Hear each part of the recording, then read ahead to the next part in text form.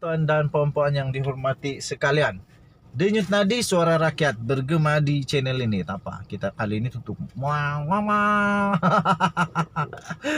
Oke, kamu komen dulu. Adakah Zahida Midi akan menyertai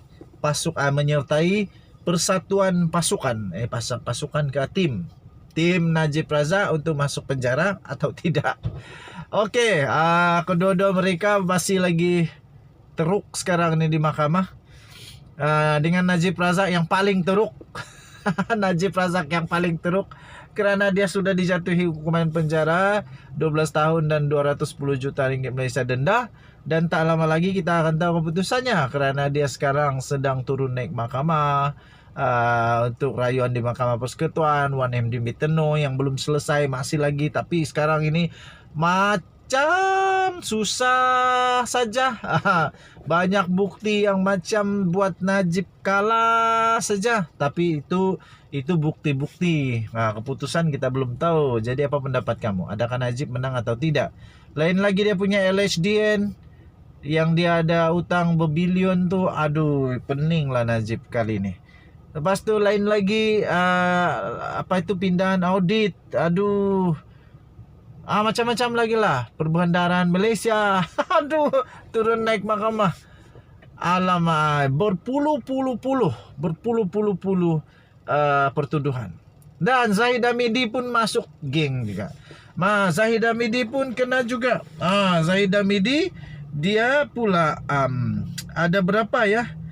Zahida Midi ada lebih daripada 40 agaknya. Kalau saya tak silap, ada lebih daripada 40 pertuduhan. 47 pertuduhan, tak banyak mana pun. 47 pertuduhan Zahid Hamidi di dalam kes Yayasan Akal Budi. Tuan-tuan dan puan-puan, ini berita buruk untuk Zahid Hamidi. Ahmad Zahid Hamidi, pengerusi Barisan Nasional dan juga Presiden UMNO seluruh Malaysia, gagal memperoleh kenyataan daripada 15 saksi habis. 9 Mei 2022 daripada sinarharian.com.my. Aku gelak dululah. Tapi nanti orang marah pula, kau gelak macam iblis. Tak apalah, aku gelak macam tu tak apa. Janji aku tak curi duit. Aku tak curi duit, aku tak pernah songlap duit rakyat, tak pernah. Okey?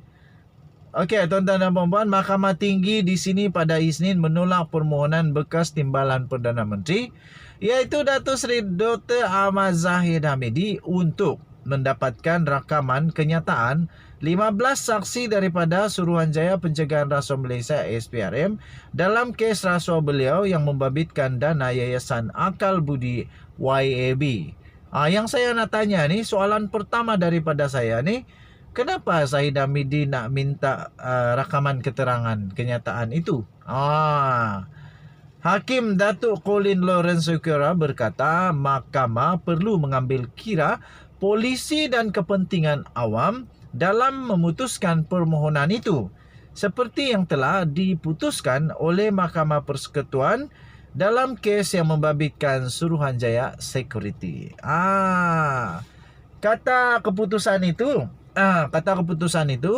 pada pandangan saya, unsur polisi dan kepentingan awam berlanjutan sehingga ke peringkat pembelaan dalam perbicaraan kes jenayah.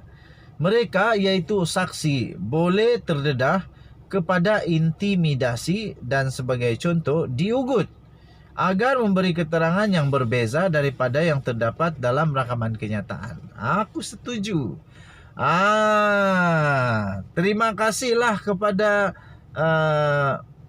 yang terlibat ini kerana tak melayan permintaan. Mahkamah Tinggi di sini telah menolak permohonan. Jadi terima kasih kepada Mahkamah Tinggi yang menolak permohonan Datuk Seri Ahmad Zahid Hamidi untuk mendapatkan rakaman kenyataan daripada 15 saksi itu. Apapun itu keputusan awal. Jadi kalau ada rayuan lagi ke apa lagi ke tak tahulah. Tapi yang pasti sekarang Mahkamah Tinggi Kuala Lumpur menolak permohonan Zahid Hamidi. Tuan-tuan dan puan-puan yang dihormati sekalian, kata kenyataan itu lagi Kata kenyataan itu lagi, tindakan membalas dendam mungkin diambil terhadap pendedahan yang dibuat dalam kenyataan terbabit, dan perkara ini bukan sesuatu yang tidak berasas.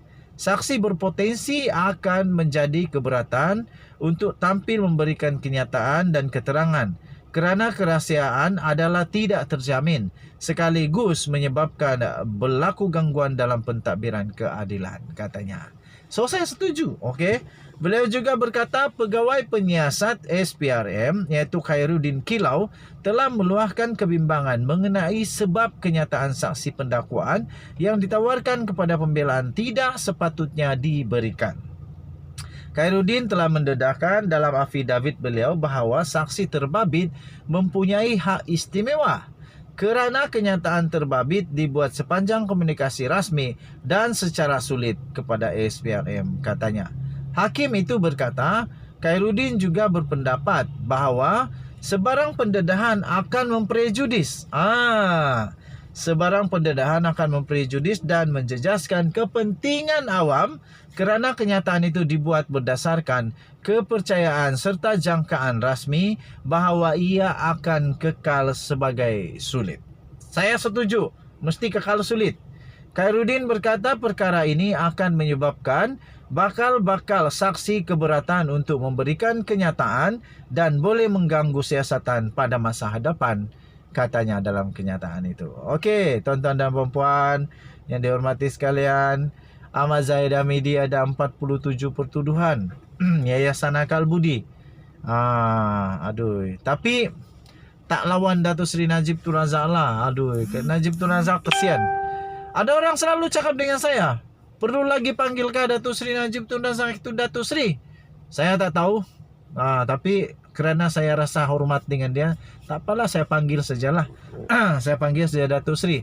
Rasanya saya tak rugi juga kalau saya panggil. Kecuali telah diwartakan bahawa beliau tidak boleh lagi dipanggil, iaitu contohnya di Negeri Sembilan sudah ditarik balik, di Selangor kalau saya tak silap digantung. Jadi kalau di sana tak tahulah macam mana orang nak panggil. Tapi kalau saya di Sabah mungkin masih lagi boleh panggil lah sebagai rasa hormat saja. Okey, tuan-tuan dan puan-puan, jangan kamu lupa komen, kasih share banyak-banyak apa pendapat kamu.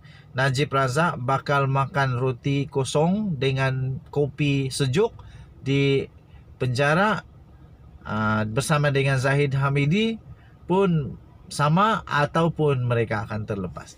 Kita berikan kepercayaan 120 juta % kepada Badan Kehakiman, kepada Badan Perundangan Negara Malaysia. Saya percaya negara Malaysia mempunyai undang-undang antara terbaik di dunia. Okey, so kita tunggu saja. Jangan buat banyak fikiran meliar, jangan buat banyak spekulasi yang bukan-bukan. Jangan fitnah, yang penting jangan fitnah. Ada orang duk kata channel saya banyak fitnah. Mana ada fitnah? Ini semua keluar di mahkamah lah. Semua yang saya keluarkan dalam channel saya yang sudah dikeluarkan di mahkamah. Satu pun tak ada yang tak keluar mahkamah. Semua dah keluar mahkamah. Jadi semua jadi kes.